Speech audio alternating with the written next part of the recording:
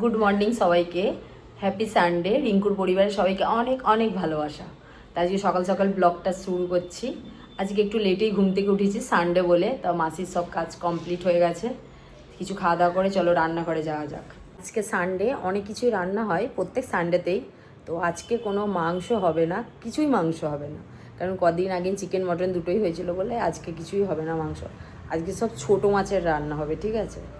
মাসি কাটছে আর বাদ বাকি তো সব কেটে এনেছে, এবার ধোয়ার পালা, তারপর রান্না বান্না সব কিছু তোমাদের দেখাবো। চলো দেখতে থাকো ভিডিও। এই যে ও সকাল সকাল উঠে স্নান করে পুজো করে বেরিয়ে চলে গেছে।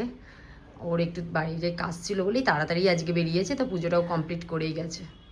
এটা প্রথমে একটু নুন হলুদ দিয়ে মানে ভাপাতে বসিয়েছি, নালে নাকি শুনেছি মানে গলা চুলকায়। যাই হোক, কাটতে অনেক সময় লেগেছে, অনেক ছোটো ছোটো এরকম টুকরো করে পুরো গাটাকে ডাঁটার মতো পুরো ছাড়াতে হয়েছে। একটু ভাবানো হোক, ভাবানোর পরে তারপরে আবার রান্না। এই দেখো এখনো হচ্ছে বাবা কচুর লতিটা, প্রচণ্ড দেরি হয় প্রচুর। আর অল্প জল আছে, মারলেই কমপ্লিট। চিংড়ি মাছ নারকেল করে সব কিছু আমি চিনি ফিনি সব দিয়ে দিয়েছি। এটা ততক্ষণ হোক, স্নান করে চলে আসি, তারপর আবার বাবুকে খেতে দেবো। আমাদের দেখায় আর কি হয়েছে আজকে। এই যে এটা মোরলা মাছ দিয়ে আলু দিয়ে এরকম একটু চচ্চড়ির মতো করা হয়েছে, মাখা মাখা মতো।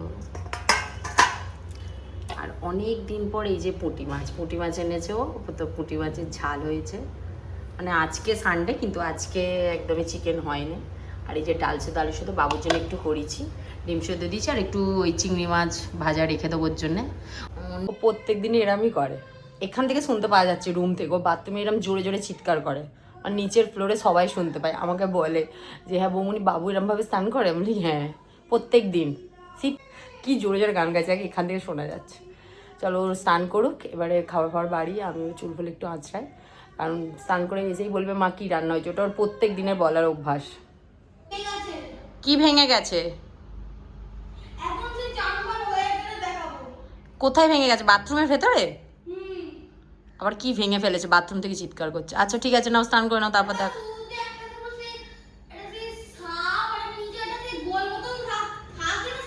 হুম হুম,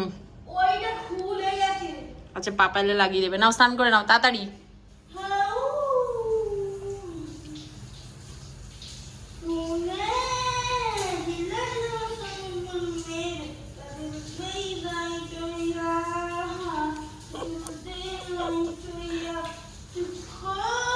আবার অন্য গান। প্রত্যেক দিন ও এরামই করে, গান করতে করতে। কোথায় যাচ্ছে বাবু আমরা অটো করে?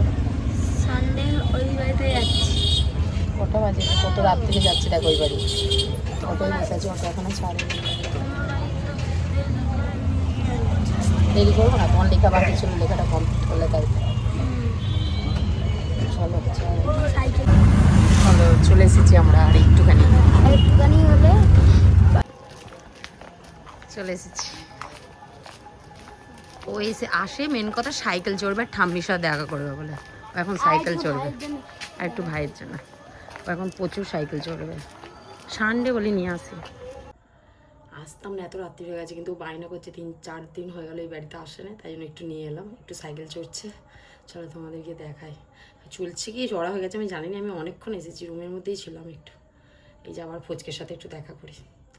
চলো ব্লগটা আজকের মতো এখানেই। আমি কখন বাড়ি যাবো, রাত্রে গিয়ে হয়তো ফোনের চার্জ নেই, তাই জন্য এখানেই ননি বাচ্চার সাথে দেখা করে নিই। কিছু করি না,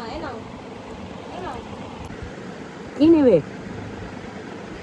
কেমন দেখছি দেখো, কি দেখছো মা?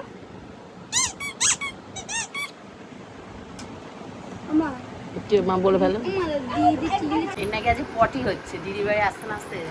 কি খাচ্ছিস? Chilli chicken? ভালোই তো, ভাগনাকে দেখতেছে। কি মা? ব্লগটা আজকের মতো এখানেই। চলো সবাই ভালো থেকো।